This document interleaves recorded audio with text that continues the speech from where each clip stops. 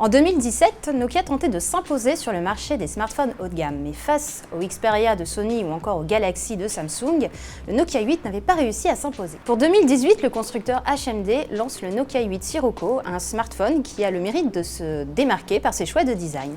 Mais a-t-il de quoi rivaliser avec les plus grands? C'est ce que nous allons voir.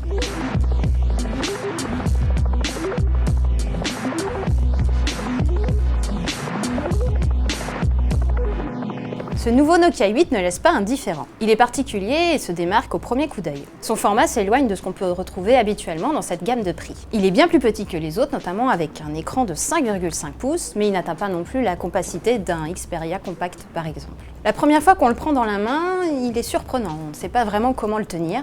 Ses bords sont coupants et même après une semaine d'utilisation, j'ai encore du mal à m'y faire. Aussi, vous remarquerez qu'il a emprunté les bords incurvés du Samsung Galaxy. Ça plaira à certains, un peu moins à d'autres. Quoi qu'il en soit, l'écran OLED est plutôt bon. Il est très lumineux, il a un contraste quasiment infini. Seules les couleurs ne sont pas très naturelles. Alors que tous les flagships Android de 2018 sont passés au Snapdragon 845, le Nokia 8 doit faire avec un Snapdragon 835. Et même si le 835 était déjà costaud pour l'année dernière, c'est un fait, le Nokia 8 Sirocco est moins puissant qu'un Galaxy S9 ou encore un Xperia XZ2.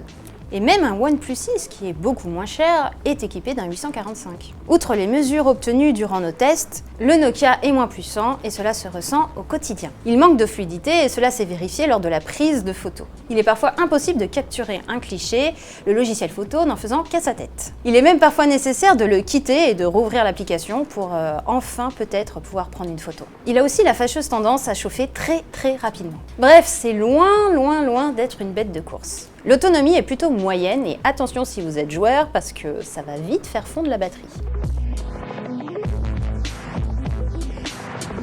La photo est aujourd'hui un argument de vente et c'est d'autant plus vrai pour les smartphones haut de gamme qui sont attendus au tournant. Pour ce qui est du Nokia 8 Sirocco, c'est assez mitigé. On voit une nette amélioration par rapport au Nokia 8 de l'année dernière. C'est moins flou, les effets de texture sont mieux représentés, la gestion de la lumière est améliorée. Dans la pratique, les résultats sont plutôt aléatoires. Et attention, si jamais votre sujet est en mouvement, ça se complique et vous pourrez avoir quelques aberrations. Face à lui, on a quand même le Galaxy S9 qui est certes un peu plus cher, mais on a aussi le Xperia XZ2 qui est au même tarif, c'est-à-dire 800 €. Ils font beaucoup mieux. Même cette année, on a eu le droit à des smartphones beaucoup moins chers comme le OnePlus 6 ou le Honor View 10 qui font déjà beaucoup mieux.